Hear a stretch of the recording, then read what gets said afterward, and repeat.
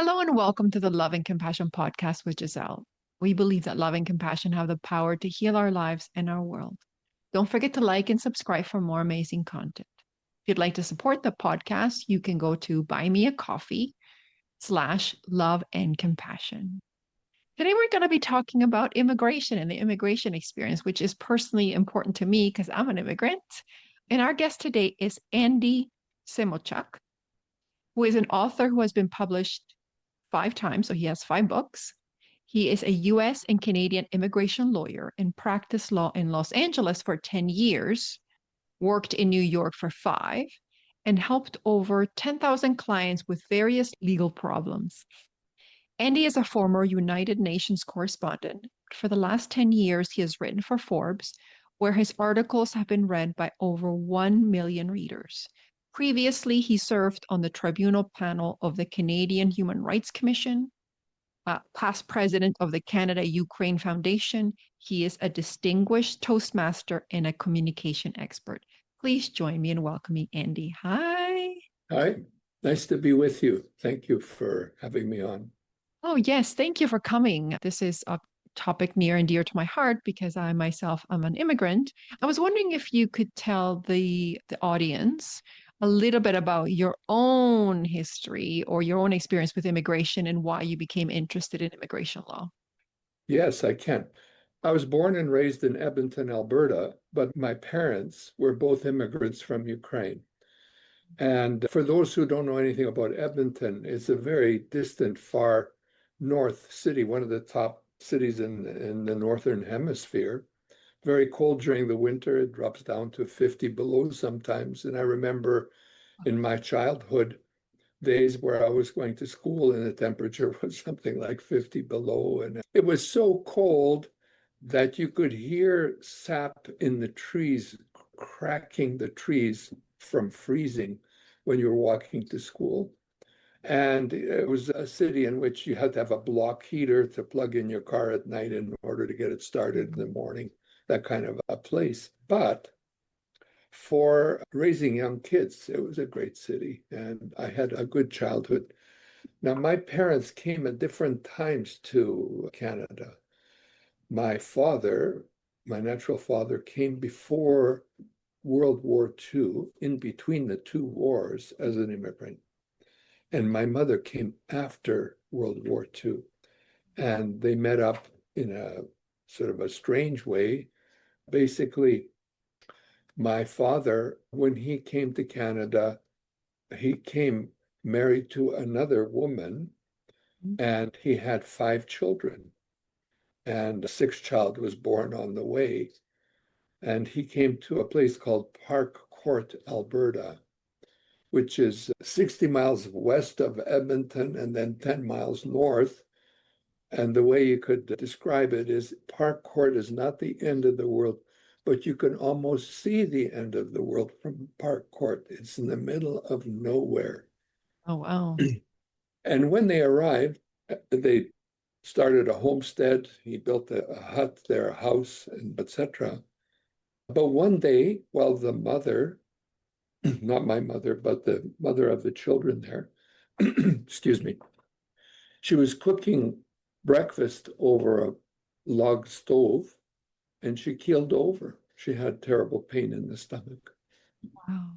And so he ran out trying to get help to get her to the hospital, but there was nobody around. And so he got one of the kids to hitch up the horses to the wagon, and they put her on the wagon, and they drove to a place called Evansburg, which was 10 miles away.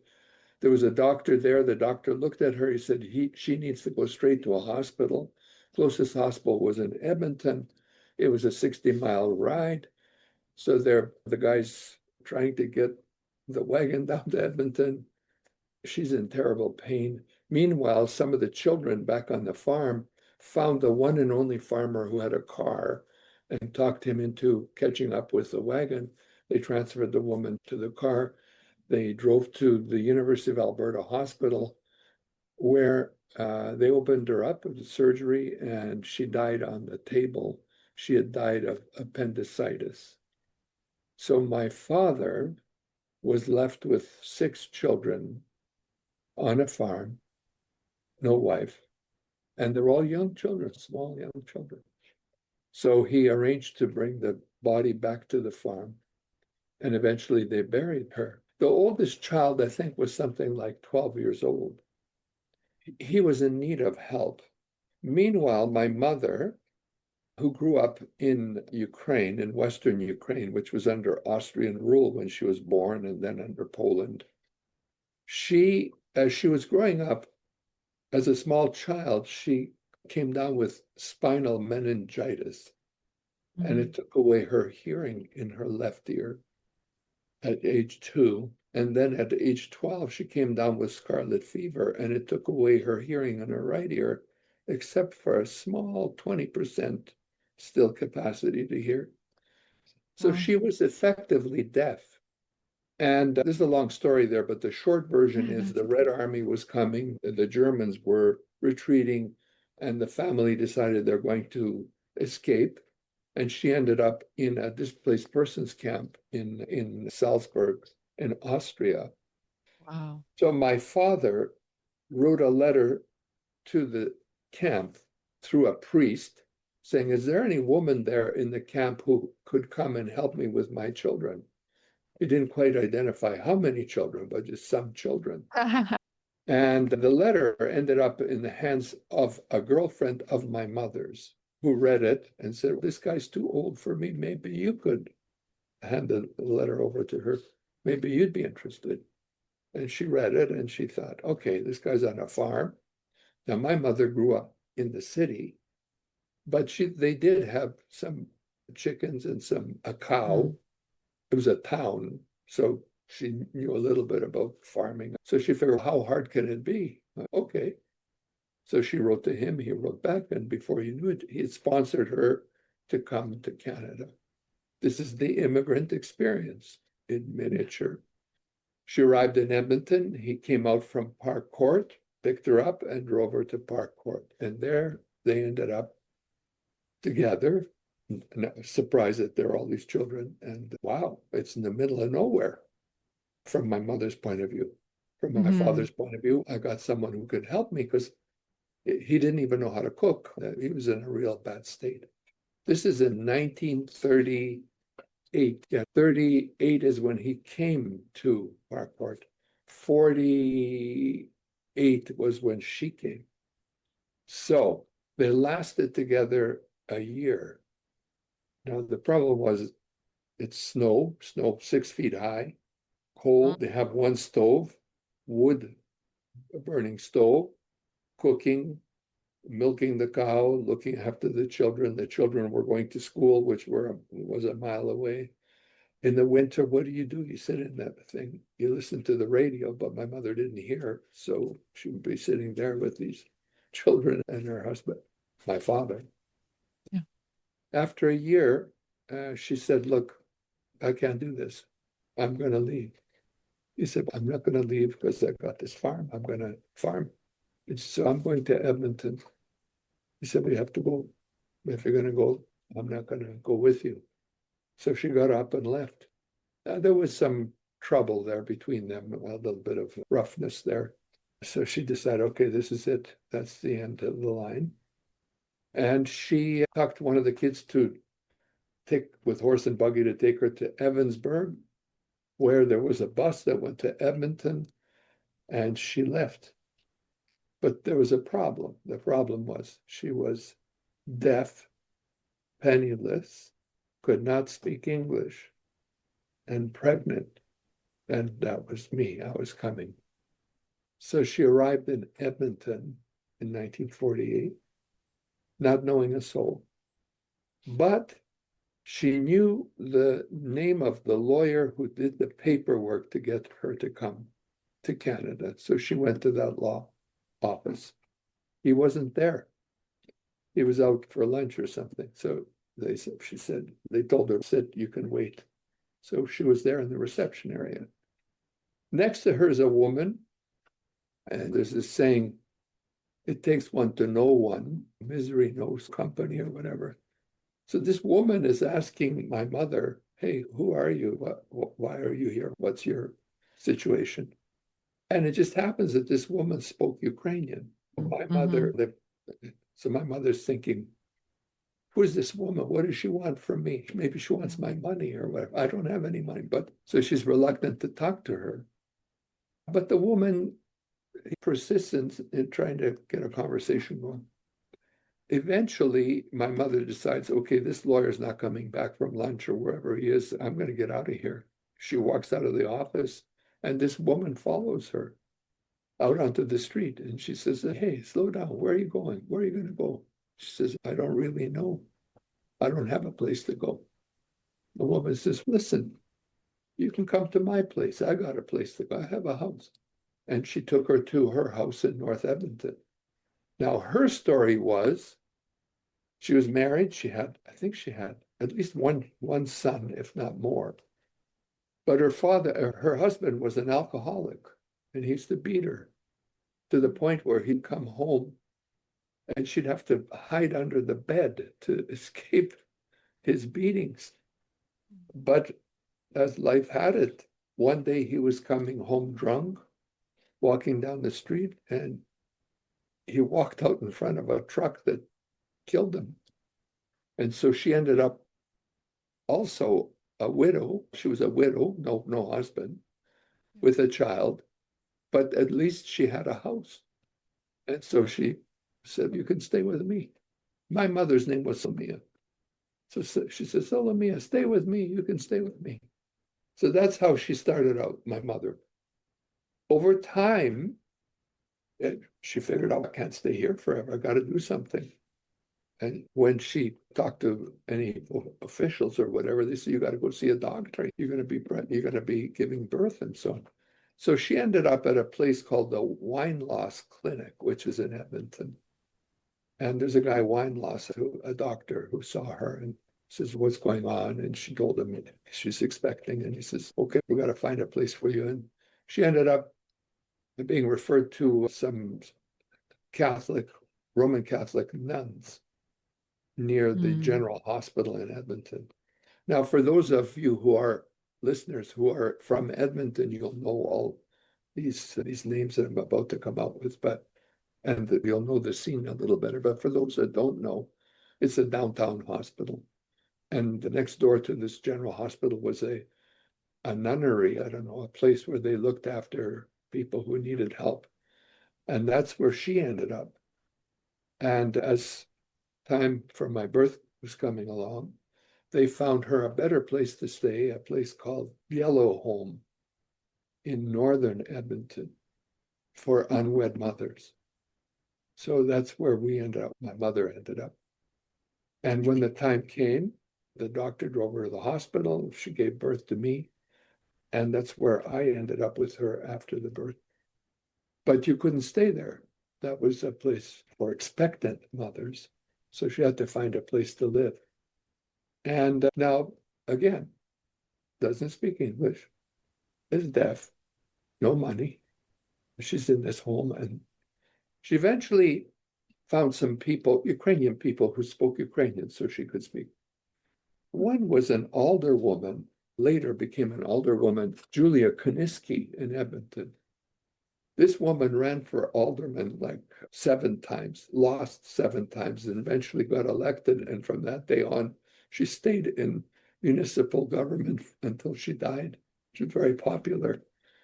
But back then, she was a prominent individual, and she helped my mother find a place to stay with a kid. Like, not everybody wanted to take on or take in a woman with a small child. And she got work first washing dishes in a restaurant. Then she was a seamstress. She sewed costumes for opera singers back home. And so she was really good at sewing. And she ended up working for one of the department stores doing sewing and trying to find some place where we could be together to live. I'm conscious of the time that I'm eating up here, but I'll just share a little bit more. Essentially, what happened was one day,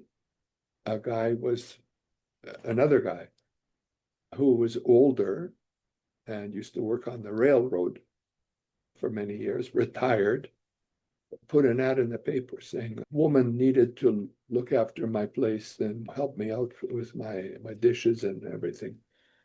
Address and contact me.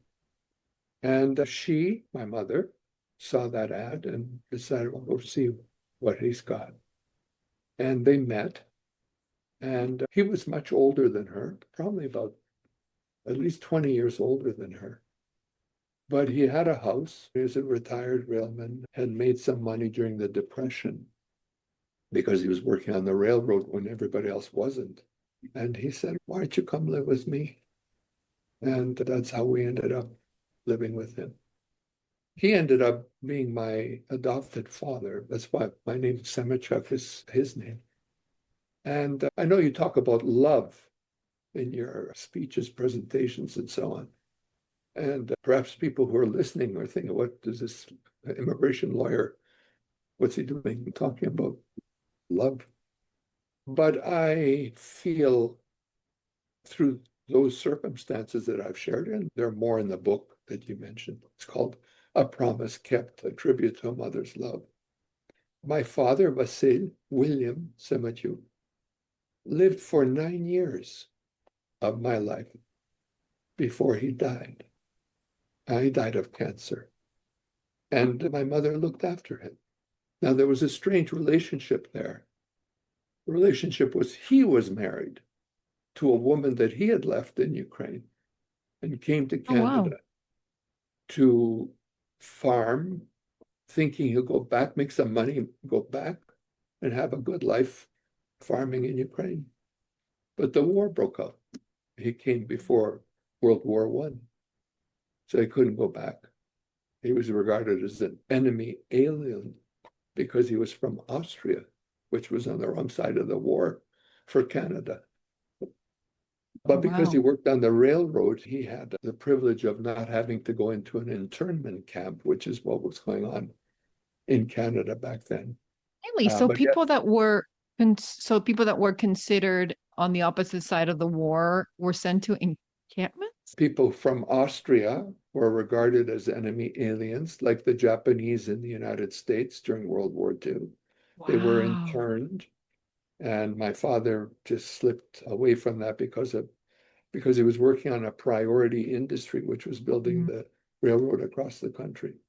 Mm-hmm. So he was able to get through that, but he had this wife back home, but he never was able to return back to her. So he would send her packages, scarves and food and whatever, money, all his life. And he made my mother promise that she would continue sending those packages. And she did. I remember until, I don't know, maybe I was about 15 or so when she finally died. So my mother was sending packages to his wife. But he left his whatever he had to my mother and to me. And so who I am today and who's talking to you today is someone who is a beneficiary of great love. Yeah, absolutely. Think about your mom's extraordinary courage to come from the Ukraine to a place where she wasn't told about the six children and to leave, even though it was, like you mentioned, difficult without having a plan. She was pregnant, to not know where she wanted to go and not knowing how you were going to be raised or how you were going to be supported. And through a series of synchronicities and meeting some people that were willing to help. And I was asking myself as you were sharing your story, like how many people would now enable someone to go into their homes just Yeah, because, or how many people would put an ad in the newspaper looking for someone for support. And the beautiful part about how this man, even though he needed help, he opened up his house to you and your mother, yeah, and then eventually became a parent to you, which he was able to offer you that time together. So it is absolutely about love. I'm yeah. curious as to what led you to become interested in immigration in particular. A big part of, I guess that's the question you first asked me, and I never answered it. That's A a, big part of it is this experience, the immigrant experience that they had and learning about it and the the tremendous impact it had on my life. My mother washed floors. I remember as I was growing up, she put me through law school washing floors in a rooming house that she had, where she rented out apartments to people. And she made a living from that, from my father's estate. So I just, the incredible stories, both my natural father and what he ended up moving to Vancouver and living with the children who I later actually met mm, in my 50s. In my wow. 50s. Yeah. So his story was had a big impact on me as I learned it from my mother Mm. and my adopted father's story and my mother's story. So when someone comes to talk to me about wanting to immigrate, I got a I got a sense of what that means, the hardships of it all. Not every immigrant experience is that hard. Maybe it's a little light. And some are much harder, much harder. If you can imagine someone in Gaza today, or even Ukrainians today immigrating, or from Sudan, people starving to death, millions, tremendous hardship. And somehow they survive. And immigration, like my motto in my law practice is helping clients improve their lives through immigration. So that's what I try to do is help them in their lives. But if you're looking for a place where you will see great human kindness and compassion, you can find it in the immigrant experience of many people. And for the longest time, I never shared this story with anybody. Like I'm a senior. Right? I've been around a few times around the block already. But I figured, and even in preparing for this discussion with you, I'm thinking, why am I sharing all these intimate details? Like, really, it's sacred ground. Why am I doing this? Why would you share such sacred information? And the answer is, what am I going to do? Take it to my grave? And it's a tribute to the people before me and to all these people who are being beaten up on the streets in Minneapolis and elsewhere, and who are struggling to try and make a go of it in Canada with 55-year waiting periods for permanent residence, or who are in those camps like Gaza trying to make a go of it of their lives, or in the war freezing to death in cave because they don't have electricity and water, or in Sudan where climate change and rival gangs are fighting and destroying each other, and still somehow they all survive. There are stories of great courage that need to be told and shared. I was just thinking this episode's a bit of a love story to my parents as well, their immigration experience. So we immigrated from Canada when I was 10 in the 1980s, I think it was. And we had tried before, and my parents experienced a lot of hardship. They had to have a certain amount of money in their bank account. They had to have a specific skill set. There was like medical stuff we had to pay for. And even just getting to the country, my dad, because I'm probably the lightest one of my family, my dad faced a lot of racism and discrimination. And so did my mom. And so they worked odd jobs. They worked three jobs at Where night. were they from? Where are you from? So we're from Peru. Peru. Wow. Yeah. And then so when they came, like my dad had up to three jobs. My mom she was a professional in Peru, came here, worked at a factory before she could get into the bank. Yeah, And these stories of courage, of displacement, right? To go to a new country is an extraordinary, courageous thing to do. And it especially if is. you don't have a plan. The one thing I will say that I'm curious to ask you about is because you mentioned the things that are going on right now in terms of ICE and in terms of the situation in the States is one of the things I noticed in terms of the different immigrants' perspectives was that my parents came a specific way. They came the quote unquote legal way. So they did all the paperwork. My dad was lucky enough to be able to get sponsored by my aunt. Yeah. And so he had that opportunity. Not everyone has that. And when we came to Canada, I know my parents struggled financially because they were trying to figure out they had spent all their money on just even getting here, and that they would see people that were refugees, and from their perspective they were getting everything from free. And so there tended to be this division between the people that came the right way, because sometimes people, refugees, didn't have the ability to be sponsored Yeah. or didn't have the $20,000 that my parents had so diligently saved. And I see that playing out in the States. And I see that how people are like, there's the right way. And because you didn't come the right way, you don't deserve. So I'm curious as to your thoughts about that and how we can inject more humanity into the immigration process that might be happening in the US. Yeah.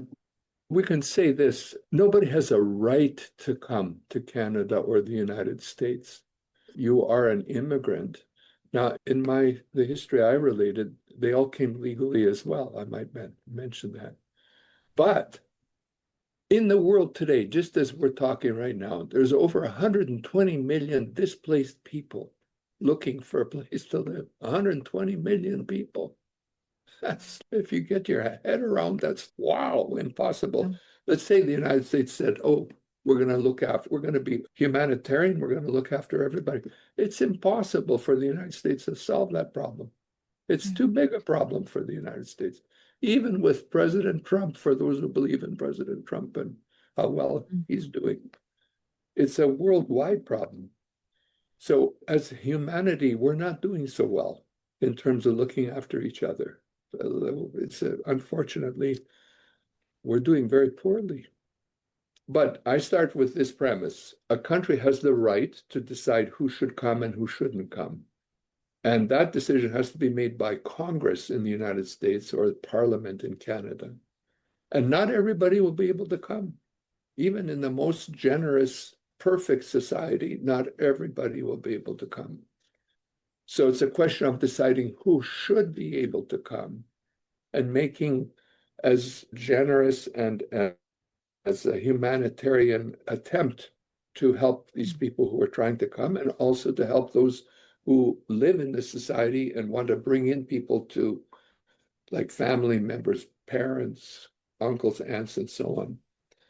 So now, if you talk to any immigration expert in the United States or Canada, usually they'll say the immigration system is broken. It's always been broken. It's never been fixed. It's always been temporary. There's no perfect system.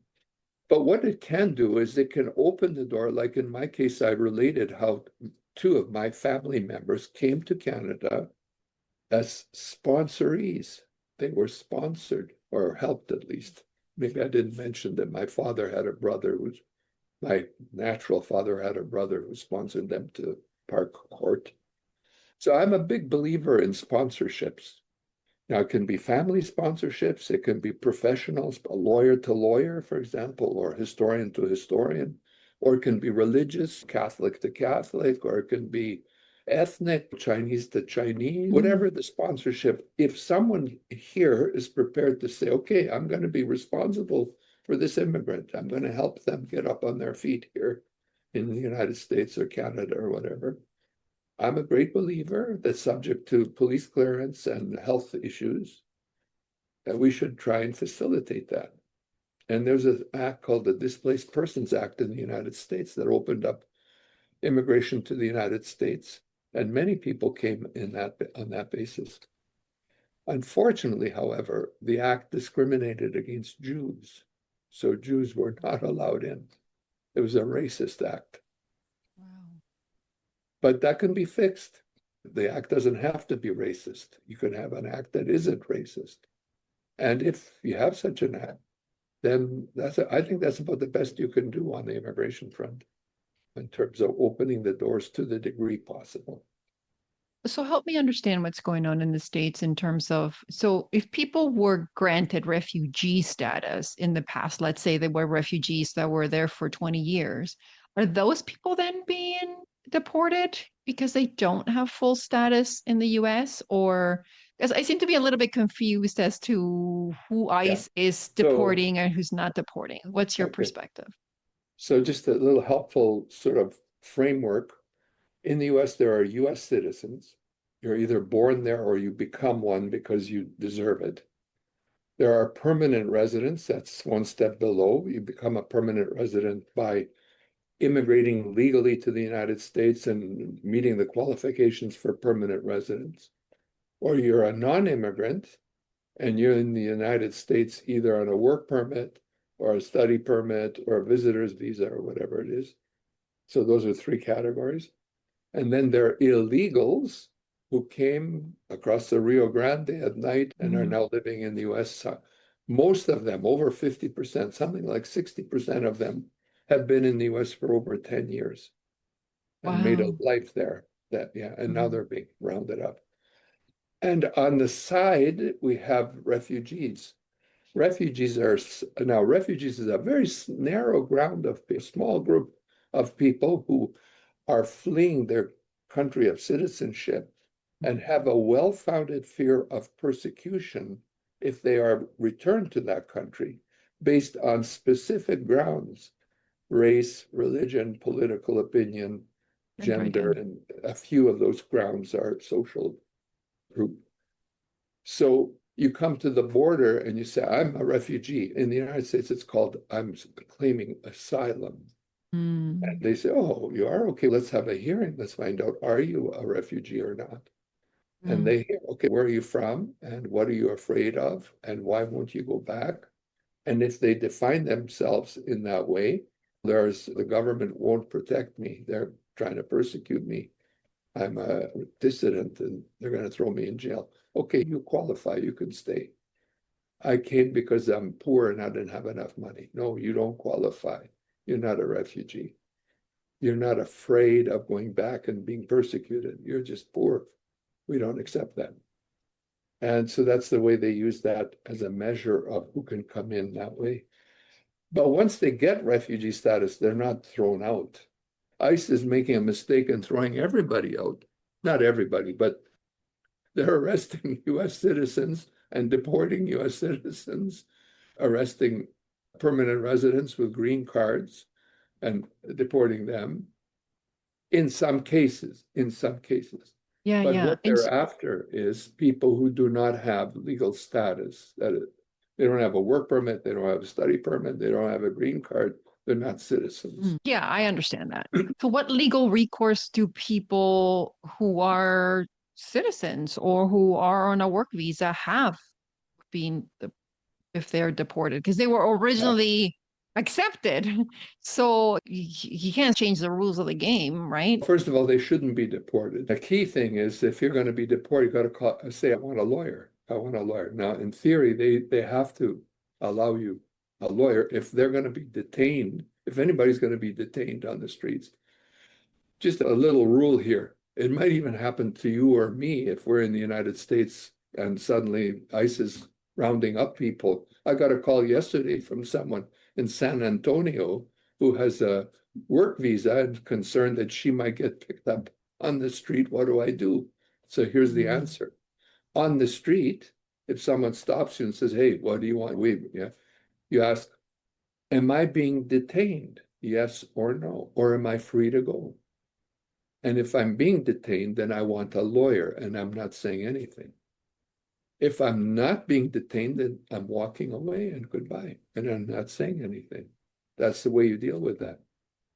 Now, I also told this particular person, take a photocopy of your passport and your work permit, not the passport and the work permit, but just a copy of it, and carry it around with you. So if you are stopped and detained, you can pull this out and say, listen, I'm rightfully here. Here's a copy of my papers.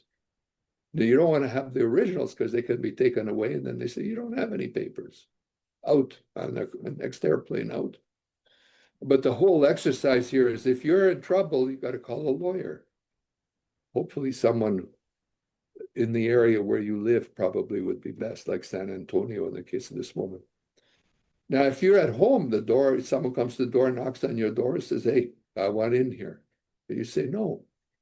Have you got a warrant? A warrant to search my premises? Yes, I do. Slip it through the door. I want to see it. Is it Yeah. really a warrant? Does it name you? Is there a wet signature of a judge on that warrant? Is it a search warrant to search through the house? Read it. Don't let them in the house. No, no, until you read it. Now, if it says, yes, Andy Semotiuk, house, my address, we got the right to search the house, then you have to let them in. But again, you say, am I being detained? If I am, I want my lawyer. If I'm not, I'm leaving. That's the way you have to deal with it. What sort of safety or protections would a Canadian, for example, have if they were in the US? Because I'm sure like travel visas, like for just recreation, I'm sure are not an, I would assume are a non-issue. It'd probably be more if Uh, you were I think working. Canadians are pretty safe because they, first of all, they'd have a Canadian passport. It's one of the most respected passports. So if you can show a photocopy of that helps. Also, the kind of visas that they're granted are usually without too strict review of who they are and what, because they are a neighboring country. So as a visitor, you can travel to the US on a passport. You can get into the US on the passport alone without going through the consulate and getting a visitor's visa. And many of them are on TN visas, which are work visas under the what used to be called the NAFTA Free Trade Agreement, but is now called the USMCA Free Trade Agreement. They're about to renegotiate that. For Canada, we got two big issues coming. One is this summer, the USMCA, CUSMA, it's called in Canada, Mm, US, Mexico Free Trade Agreement. yeah. They're going to renegotiate it. They have to renegotiate it because it's expiring. And I'm watching what's happening in Greenland because they're on the menu. What's the motivating force in all this? I think the Arctic is a major concern because of the minerals and everything up there, but also the passageway in the Yeah. Arctic and rare minerals for cell phones and batteries and everything else, whatever is required for those can be found in Canada and also in Greenland and so on. But I think at the moment it appears they've divided up their hemispheres. Trump wants North America, and he's going to get Europe, and China is going to have Asia to some extent. There's a division like that. Now, that takes us a long way away from immigration and love, but it's our world right now. I was thinking about what can we as citizens do in terms of supporting, Greenland and supporting ourselves and in terms of these difficult times that feel more difficult. And I don't believe that we're ever helpless. People have power if they're willing to unite and come Yeah, together. So, to yeah. what extent are people willing to come together I think to, I'm not forlorn cause. I think for example, Canadians are pretty strongly speaking their minds about what Trump is trying to do and there's all these boycotts of American products and not traveling to the US is having an effect. The car industry is really suffering because of what Trump is doing. Most people aren't aware that a major market for American cars is Canada. And if Canadians aren't buying American cars, it doesn't matter how good the American cars are, it's a real serious problem for them. yeah. Everybody has to do their little part, and you are doing your part by sharing the stories you share, opening up humanity, opening up the hearts of people. I think that's really critical. Yeah. People have to be compassionate.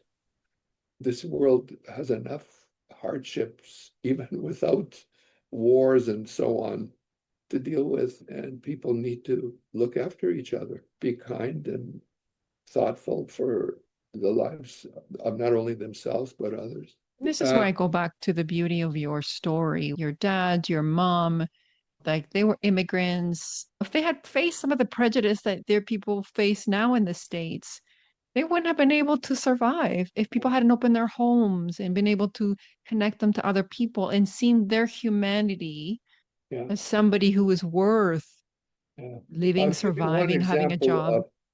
one example that reminds me every year as I at Christmas time I go shopping. There's a Salvation Army guy there with the bells and collecting money. I'm reminded that the Salvation Army helped me and my mother in the darkest hours. In the darkest hours.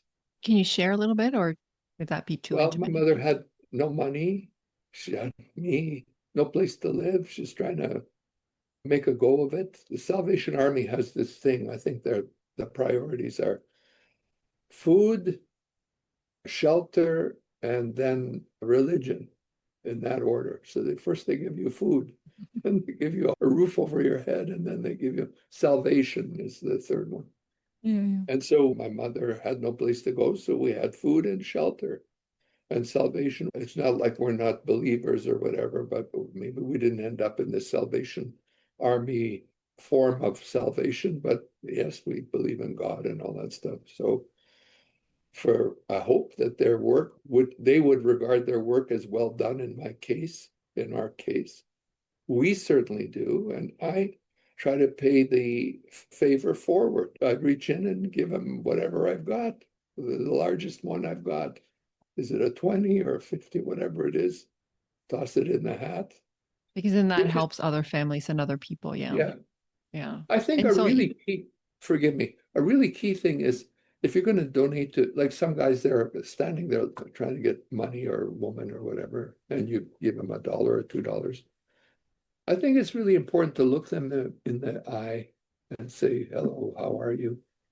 To acknowledge their humanity, that you're yeah. one of them. Yeah.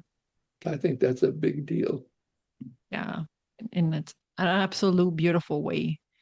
Yeah. And so my a couple of last questions. So I'm asking everyone this season, what's their definition of self-love? I'll just put it this way. Find your God-given unique ability and put it in the service of others. And if you do that, you'll not only help others, but you'll help yourself in the process and you'll be happy. This is not just me. I picked this up from other people much smarter than me, but I really believe it.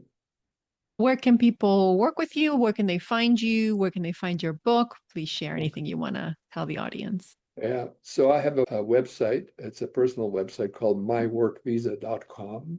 You can find stuff about me and the books there. I work for Pace Law Firm in Toronto in immigration, PACE lawfirm.com. Ask for Andy and I can help. Beautiful. And one more time, the name of the book? A Promise Kept, a tribute to a mother's love. It's also on Amazon. Beautiful, beautiful. And we'll add the link, and I'll add the link to your website as well on our Yeah. transcript for the show. I just want to say thank you for sharing your family stories and thank you for sharing your perspective. This was a wonderful conversation. And to be honest, I felt like it's a little bit of a love story to my parents who I know fought really hard to get here and for all of the things that we've been able to do.